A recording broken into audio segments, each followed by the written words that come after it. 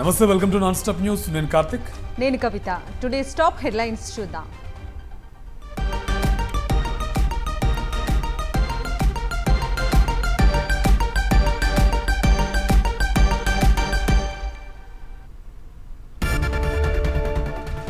అహ్మదాబాద్ వేదికగా IPL final fight. RCB బౌలర్ల ధాటికి తడబడుతోన్న గుజరాత్ బ్యాటర్లు.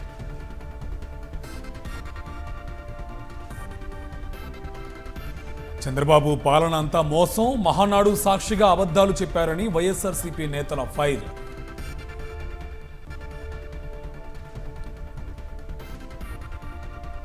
రైతులకు ఉరి వేయటానికే రైతు డిస్కం తెస్తున్నారు. 24 గంటల కరెంటుకు మంగళం పాడని బీఆర్ఎస్ ఆగ్రహం.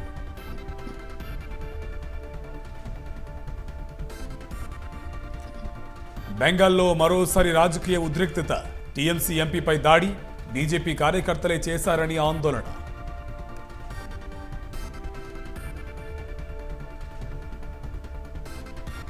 రేపటి నుంచి ఇండియా యుఎస్ ట్రేడ్ డీల్ చర్చలు.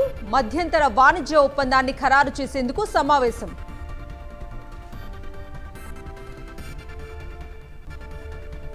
ఇరాన్తో శాంతి ఒప్పందంపై ట్రంప్ సంచలన నిర్ణయం. నిబంధనలు మార్చి ఇరాన్పై ఒత్తిడి తెచ్చే ప్రయత్నం.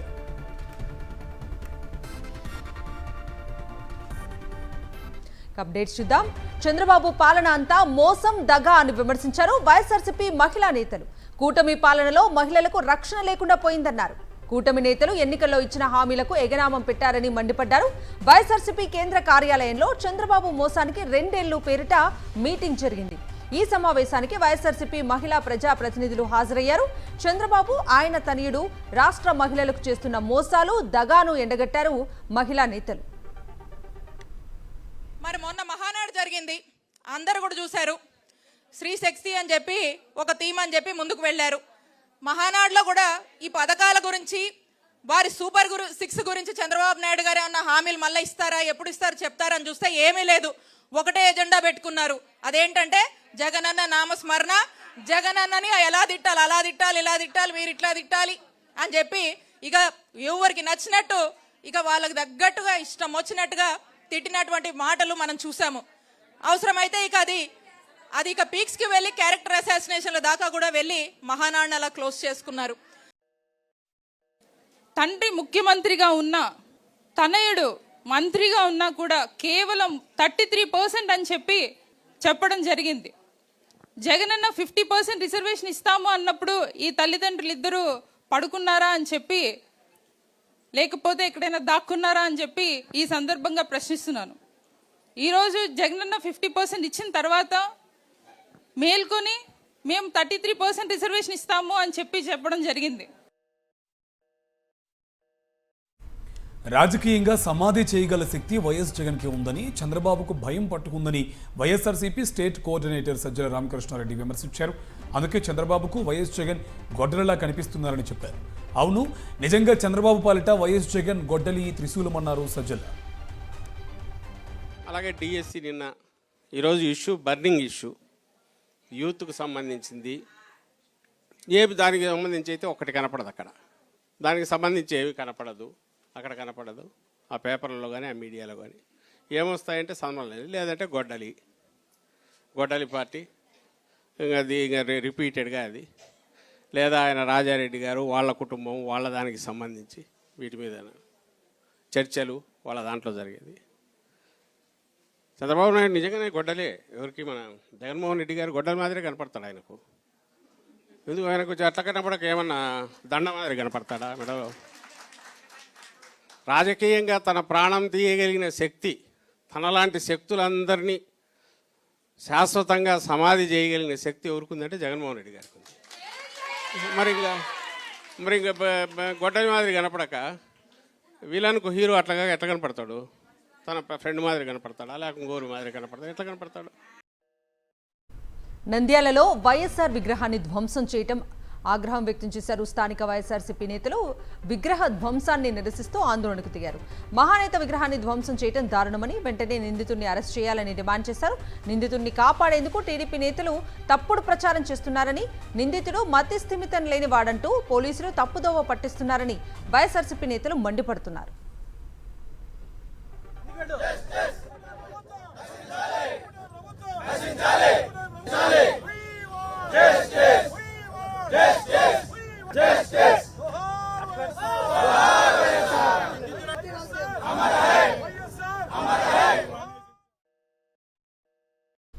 కూటమి ప్రభుత్వాన్ని కోకటి వేళ్లతో పెకలించే వరకు ప్రజల తరపున పోరాటం చేస్తామన్నారు మాజీ మంత్రి అంబటి రాంబాబు. డిఎస్సిలో అక్రమాలు అవకతవకలు జరగకపోతే మంత్రి లోకేష్ ప్రెస్ మీట్ పెట్టి ఎందుకు సమాధానం చెప్పలేకపోతున్నారని ప్రశ్నించారు. ఆటలు రాని వారికి కూడా స్పోర్ట్స్ కోటాలో ఉద్యోగాలు వచ్చాయంటే ఉద్యోగాలు అమ్ముకున్నారని అర్థమైపోతుందని తెలిపారు. విద్యాశాఖ మంత్రి స్పందించకుండా ఐఏఎస్ను అడ్డం పెట్టి ప్రభుత్వం పచ్చి అబద్ధాలు ఆడుతుందని అంబటి ఫైర్ అయ్యారు. నిజంగా డిఎస్సిలో పాల్గొన్న వాళ్ళు ధైర్యంగా ఉద్యమం చేసే పరిస్థితి ఉంది. మేం చేయడానికే మా మీద కేసులు పెడుతున్నారు. ఇంకా వాళ్ళు చేస్తే ఊరుకుంటారా? వాళ్ళ తరపున మేము చేస్తున్నాం, ధైర్యంగా చేస్తాం, ఇంకా చేస్తాం. దానిలో ఏ సందేహం లేదు. నిన్న ఎవరు గంజాయి బెచ్చా, ఎవరున్నారు గంజాయి బెచ్చ చెప్పమనండి. పిచ్చి మాటలు మాట్లాడుతూ ఉన్నారు.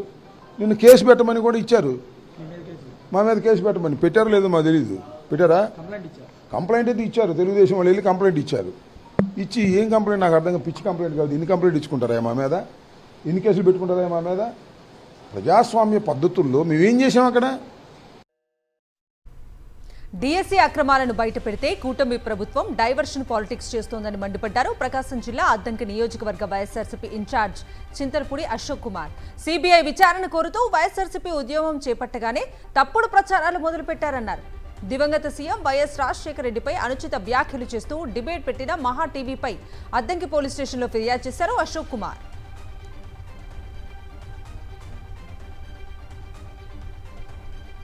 తన తండ్రి హయాంలోనే తొడ అభివృద్ధి జరిగిందన్నారు వైఎస్ఆర్సీపీ నేత చెవిరెడ్డి మోహిత్ రెడ్డి. అసలు తొడాలో తాము చేసింది అభివృద్ధో అవినీతితో తేల్చాలంటూ తన తండ్రి చెవిరెడ్డి భాస్కర్ రెడ్డి చంద్రబాబుకు లేఖ రాసిన విషయాన్ని గుర్తు చేశారు. తాము తొడా కోసం 9,000కు ఒక బెంచి కొనుగోలు చేశామని చెప్పారు. అవే బెంచీలను 2016లో పుష్కరాల సమయంలో చంద్రబాబు ప్రభుత్వం 14,000కు ఎలా కొనుగోలు చేసిందో చెప్పాలన్నారు. విజయవాడలో నిర్మాణం పూర్తి చేసుకున్న షాదీఖానాను వైఎస్ఆర్సీపీ ఎన్టీఆర్ జిల్లా అధ్యక్షుడు దేవినేని అవినాష్ పరిశీలించారు. వైఎస్ఆర్సీపీ హయాంలో నిర్మాణం పూర్తయిన షాదీఖానాపై కూటమి ప్రభుత్వం కక్ష సాధింపు చర్యలు మానుకొని తాళాలు తెరవాలని హితవు పలికారు.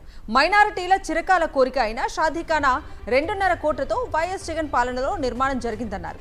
ఇదొక్కటే కాదు, ప్రస్తుత ఎమ్మెల్యే టెంకాయ కొట్టే ప్రతి అభివృద్ధి కార్యక్రమం వైఎస్ఆర్సీపీ ప్రభుత్వంలో చేసినవే అని గుర్తు చేశారు. సీఎం రేవంత్ రెడ్డిపై మరోసారి విమర్శలు గుప్పించారు మాజీ మంత్రి హరీష్ రావు. పూటకో పార్టీ మారి రేవంత్ రెడ్డి తన గురించి మాట్లాడతారా అని ప్రశ్నించారు. తాను బతికి ఉన్నంతకాలం బీఆర్ఎస్ పార్టీలే ఉంటానని హరీష్ రావు స్పష్టం చేశారు. రేవంత్ రెడ్డికి తన గురించి మాట్లాడే నైతికత లేదన్నారు. రేవంత్ రెడ్డి కాంగ్రెస్లో ఉండి మోదీ పాట పాడుతున్నారని హరీష్ రావు ఫైర్ అయ్యారు. అసలు 4 పార్టీలు మారింది నువ్వు. పూటకో పార్టీ మారి ఏ ఎండకు ఆ గొడుగు పట్టే రేవంత్ రెడ్డి నా గురించి మాట్లాడతాడా? నేను ఇప్పటికి 100 సార్లు చెప్పిన, నా జీవితం అంతా కేసీఆర్, నేను బతికున్నంత కాలం బీఆర్ఎస్ అని 100 సార్లు చెప్పినా, ఇంకా 100 సార్లు చెప్తా.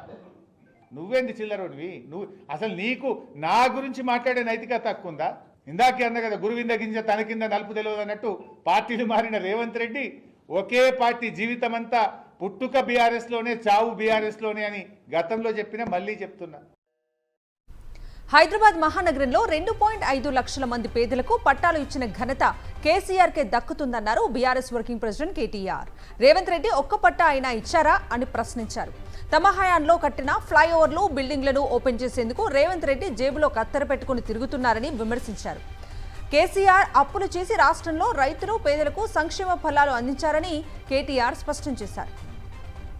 హైదరాబాద్ మహానగరంలో 1 కాదు 2 కాదు 2.5 లక్షల మంది పేదలకు జీవో నంబర్ 58 కింద 59 కింద గరీబులకు పట్టాలు ఇచ్చినాం. తెలుసో తెలవకో గవర్నమెంట్ జాగాలో ఇల్లు కట్టుకుంటే 2.5 లక్షల మందికి పట్టాలు ఇచ్చిండు కేసీఆర్. నీ ముఖానికి నువ్వు ఒక్కలకి ఇచ్చినావా పట్టా? ఒక్క పట్టా ఇచ్చినవా? ఒక్క ఇల్లు కట్టినవా? ఒక్క ఇటుక పెట్టినవా? హైదరాబాద్ లో ఇలా మాట్లాడడానికన్నా సిగ్గుండాలి.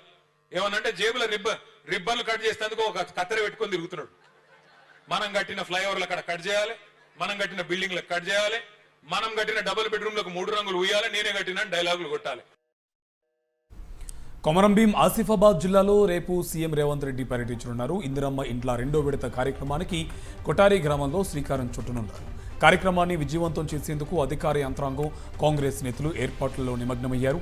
జిల్లా కలెక్టర్ హరిత అధికారులతో సమీక్షలు నిర్వహించగా ఎస్పీ నితికా పంత్ నేతృత్వంలో భారీ బందోబస్తు ఏర్పాట్లు చేస్తున్నారు. ముఖ్యమంత్రి పర్యటన ప్రాంతాలను పర్యవేక్షించి అధికారులకు దిశానిర్దేశం చేశారు. హెలిప్యాడ్, బహిరంగ సభ ప్రాంతాల్లో డాగ్ స్క్వాడ్, బాంబు స్క్వాడ్లతో తనిఖీలు చేస్తున్నారు.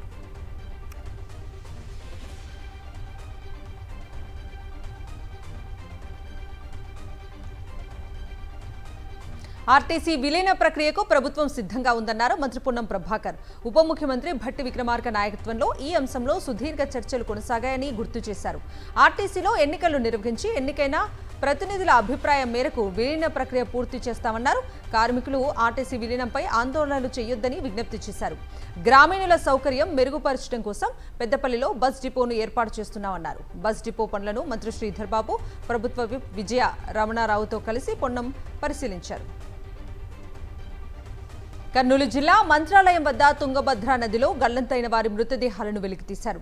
నిన్న మంత్రాలయం పుణ్యక్షేత్రంలో సత్యనారాయణ స్వామి పూజ కోసం మొత్తం 6 వచ్చారు. వారంతా నిన్న సాయంత్రం తుంగభద్ర నది గట్టున స్నానమాచరించడానికి దిగి గల్లంతయ్యారు. అందులో వెంటనే ఒకరిని కాపాడారు.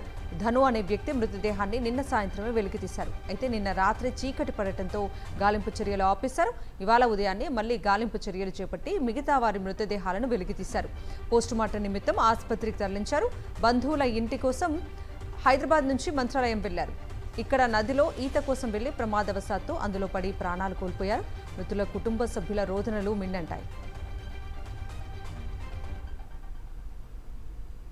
మంత్రాలయం ఘటనపై వైఎస్ జగన్ దిగ్భ్రాంతి వ్యక్తం చేశారు. మృతుల కుటుంబాలకు ప్రగాఢ సానుభూతి తెలిపారు. తుంగభద్ర నదిలో మునిగి 5 మృతి చెందడం విషాదకరమని, ఈతకెళ్లి 5 ప్రాణాలు కోల్పోవటం అత్యంత బాధాకరమన్నారు వైఎస్ జగన్. అనంతపురం జిల్లా ఇమాంపురంలో ఉపాధి హామీ కూలీలు ఆందోళనకు దిగారు. ఫీల్డ్ అసిస్టెంట్ అనిల్ పనిచేయని వారికి అటెండెన్స్ వేస్తున్నారని ఆరోపించారు. కష్టపడి పనిచేసిన వారికి అటెండెన్స్ వేయటం లేదని ఏపీఓ కృష్ణమూర్తితో వాగ్వాదానికి దిగారు. విచారణ జరిపి అతనిపై చర్యలు తీసుకుంటామని, పని చేసిన కూలీలకు న్యాయం చేస్తామని ఏపీఓ హామీ ఇచ్చారు.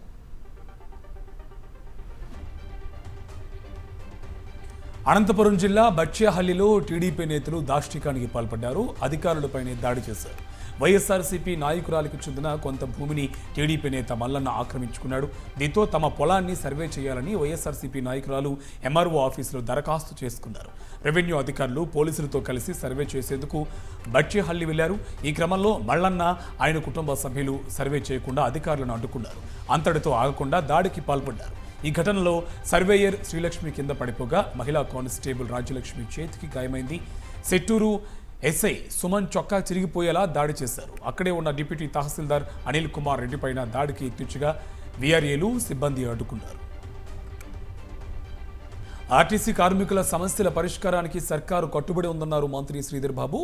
పెద్దపల్లి జిల్లా మంతెనలో ప్రయాణ ప్రాంగణం రెనోవేషన్ పనులకు మంత్రి పొన్నంతో కలిసి శంకుస్థాపన చేశారు. అభివృద్ధి పనులకు నిధులు మంజూరు చేసిన సీఎంకు శ్రీధర్ బాబు కృతజ్ఞతలు తెలిపారు. అనేక సంవత్సరాలుగా పెండింగ్లో ఉన్న కార్మికుల సమస్యల పరిష్కారానికి సబ్ కమిటీ వేశామన్నారు. కమిటీ నిర్ణయాల ఆధారంగా ఆర్టీసీ కార్మికులకు న్యాయం చేస్తామని హామీ ఇచ్చారు.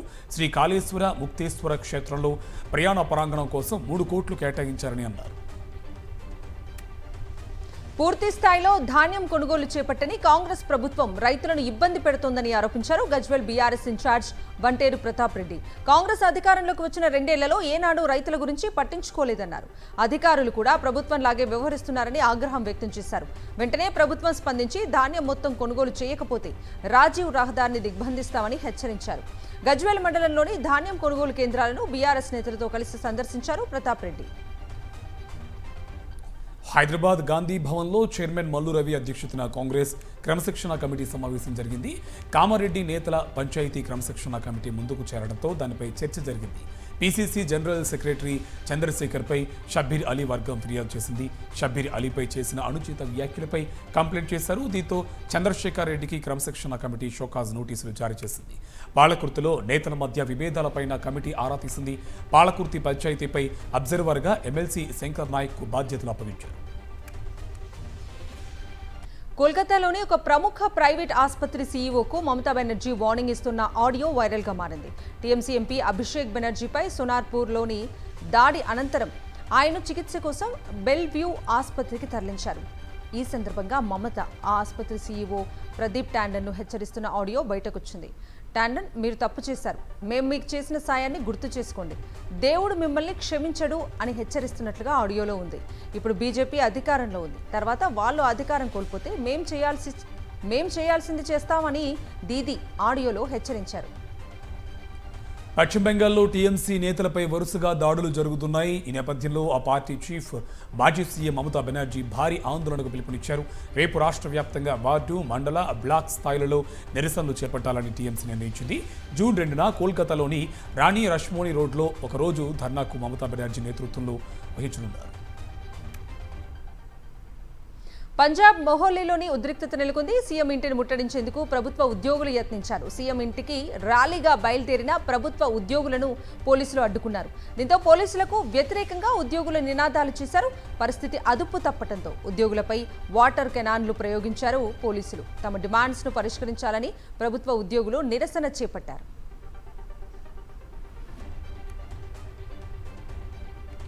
భారత నూతన చీఫ్ ఆఫ్ డిఫెన్స్ స్టాఫ్గా జనరల్ రాజా సుబ్రమణి బాధ్యతలు స్వీకరించారు. భారత మాజీ సిడిఎస్ జనరల్ అనిల్ చౌహాన్ ఆయనకు బాధ్యతలు అప్పగించారు.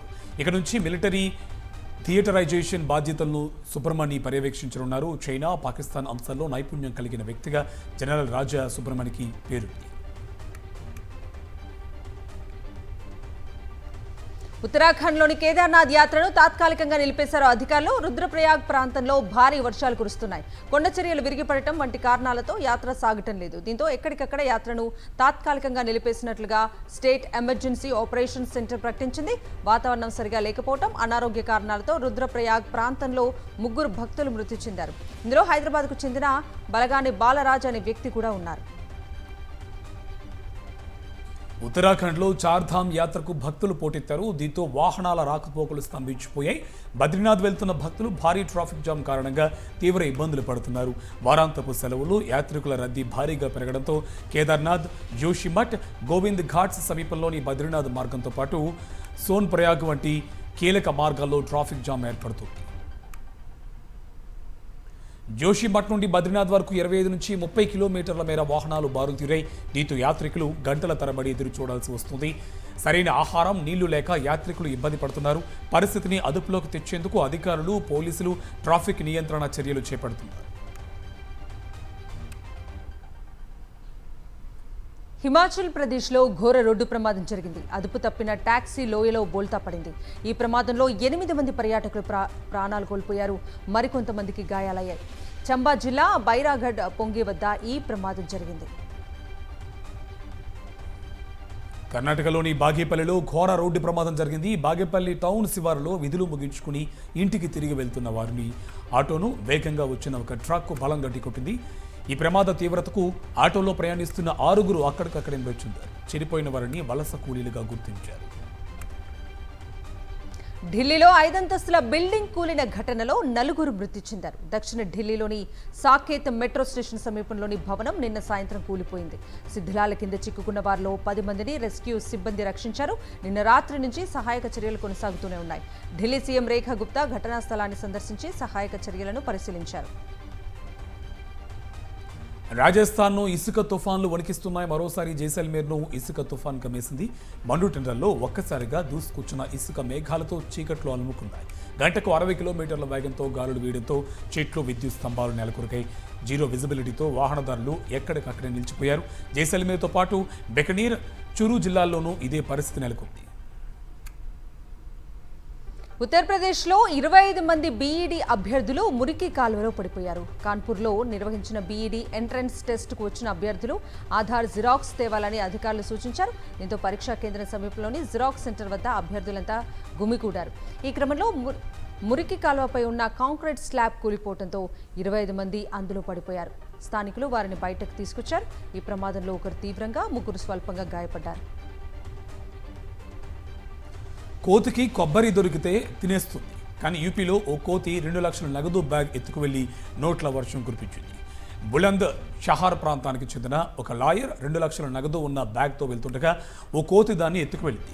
దగ్గరలో ఉన్న చెట్టుపైకి ఎక్కి బ్యాగ్లో ఉన్న కరెన్సీ నోట్లు మొత్తం కిందకి విసిరేయడం ప్రారంభించింది. ఓ వ్యక్తి చెట్టుపైకి ఎక్కి కోతిని భయపెట్టడంతో బ్యాగ్ను అక్కడే వదిలేసి వెళ్ళిపోయింది. త్వరలోనే ఇరాన్ అమెరికా మధ్య మంచి ఒప్పందం కుదురుతుందన్నారు అగ్రరాజ్యం అధ్యక్షుడు డొనాల్డ్ ట్రంప్. ఇరాన్తో మంచి డీల్కు చాలా దగ్గరలో ఉన్నామని ఓ మీడియా సంస్థకు ఇచ్చిన ఇంటర్వ్యూలో తెలిపారు. ఒకవేళ చర్చలు విఫలమైతే మాత్రం సైనిక చర్య అనే మార్గం ఇంకా తెరిచే ఉందని హెచ్చరించారు. మళ్లీ వెళ్లి ఇరాన్ను అంతం చేస్తామని ప్రకటించారు ట్రంప్. ఈ నేపథ్యంలోనే ఇరాన్తో కుదుర్చుకోబోయే శాంతి ఒప్పందం నిబంధనలను ట్రంప్ మరింత కఠినతరం చేశారు. సవరించిన కొత్త ప్రతిపాదనలను ఇరాన్ ప్రభుత్వానికి పంపించినట్లుగా అమెరికా అధికారులు తెలిపారు. అయితే ఈ ఒప్పందంలో ట్రంప్ ఎలాంటి మార్పులు చేశారు అనేది ప్రస్తుతానికి సస్పెన్స్గా మారింది. అమెరికా ఇరాన్ మధ్య ఉద్రిక్తతలు మరింత తీవ్రతరమయ్యాయి. తాజాగా తమ గగనతలంలోకి ప్రవేశించిన అమెరికాకు చెందిన MQ-1 డ్రోన్ను కూల్చివేసినట్టు IRGC ప్రకటించింది. తమ జలాల్లోకి ప్రవేశించిన డ్రోన్ను గుర్తించిన వెంటనే మిసైల్స్తో కూల్చివేసినట్టు తెలిపింది. దీనిపై అమెరికా నుంచి ఎలాంటి ప్రకటన వెలువడలేదు. దక్షిణ లెబనాన్లోని బ్యూఫోర్ట్ క్యాజిల్ను ఇజ్రాయెల్ దళాలు స్వాధీనం చేసుకున్నాయి.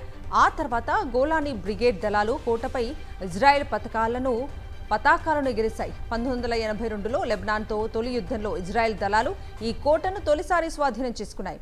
2000వ సంవత్సరం వరకు ఇజ్రాయెల్ ఆధీనంలో ఉన్న ఈ కోట ఆ తర్వాత లెబనాన్ ఆధీనంలోకి వచ్చింది. తాజాగా ఇజ్రాయెల్పై హమాస్ దాడులు చేసిన మర్నాడే ఈ కోటను స్వాధీనం చేసుకుంది IDF. పారిస్లో హింసాత్మక ఘటనలు చోటు చేసుకున్నాయి. యూరోపియన్ ఛాంపియన్స్ లీగ్లో పారిస్ సెయింట్ జర్మన్ రెండోసారి టైటిల్ గెలుచుకోవడంతో అభిమానులు నిర్వహించిన విజయోత్సవాలు హింసాత్మకంగా మారాయి. అల్లర్లు కాస్త విధ్వంసానికి దారితీశాయి. పలు వాహనాలకు నిప్పు, దుకాణాల విధ్వంసం వంటి ఘటనతో చోటు చేసుకున్నాయి. అభిమానుల అత్యుత్సాహాన్ని అదుపు చేసేందుకు పోలీసు బలగాలు తీవ్రంగా శ్రమించాయి. ఈ ఘటనలో పలువురు పోలీసులు కూడా గాయపడ్డారు.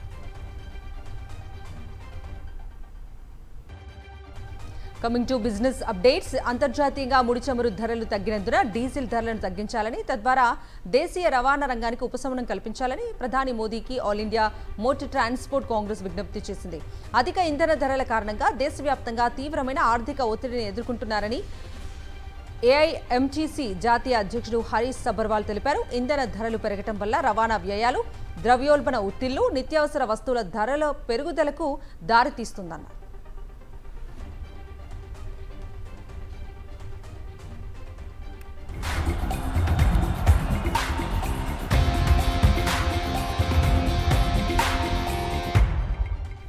స్పోర్ట్స్ అప్డేట్స్ చూద్దాం. IPL ఫైనల్లో నిర్ణీత 20 ఓవర్లలో 115 పరుగులు చేసింది గుజరాత్ టైటన్స్. RCBకి 156 పరుగుల టార్గెట్ విధించింది. గుజరాత్ బ్యాటర్లను తక్కువ స్కోర్కే కట్టడి చేయడంలో బెంగళూరు బౌలర్లు సక్సెస్ అయ్యారు. ఆరంభంలోనే గుజరాత్కు పెద్ద ఎదురు దెబ్బ తగిలింది. ఓపెనర్ గిల్ 10 పరుగులు, సుదర్శన్ 2 పరుగులకే అవుట్ కావడంతో ఆ తర్వాత వచ్చిన బ్యాటర్లు వేగంగా పరుగులు రాబట్టలేకపోయారు. RCB బౌలర్ల ధాటికి వరుసగా పెవిలియన్ బాట పట్టారు. వాషింగ్టన్ సుందర్ తప్ప ఎవరూ రాణించలేకపోయారు. వాషింగ్టన్ సుందర్ హాఫ్ సెంచరీతో గుజరాత్కు గౌరవప్రదమైన స్కోర్ లభించింది. ఇక టార్గెట్ మ్యాచ్లో ఎవరు గెలుస్తారన్నది ఇప్పుడు ఉత్కంఠ రేపుతుంది. సింగపూర్ ఓపెన్లో సాత్విక్ సాయిరాజ్, చిరాగ్ శెట్టి ద్వయం చరిత్ర సృష్టించింది. సింగపూర్ ఓపెన్ ట్రోఫీని గెలుపొందింది. ఫైనల్లో టాప్ గేర్లో ఆడిన భారత జంట ఫజర్ అల్ఫియాన్, మహ్మద్ షోహబుల్ను మట్టి కరిపించింది. ఈ టైటిల్ ద్వారా 2 ఏళ్లలో 2వ ట్రోఫీని సాధించింది సాత్విక్ చిరాగ్ జోడీ.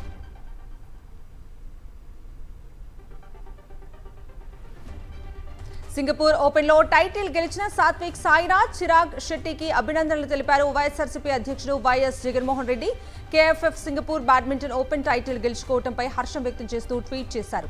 వీరి గెలుపు ఆంధ్రప్రదేశ్కే కాదు దేశానికే గర్వకారణం అని పేర్కొన్నారు. సాయిరాజ్, చిరాగ్ భవిష్యత్తులో మరిన్ని విజయాలు సాధించాలని కోరుకున్నారు వైఎస్ జగన్.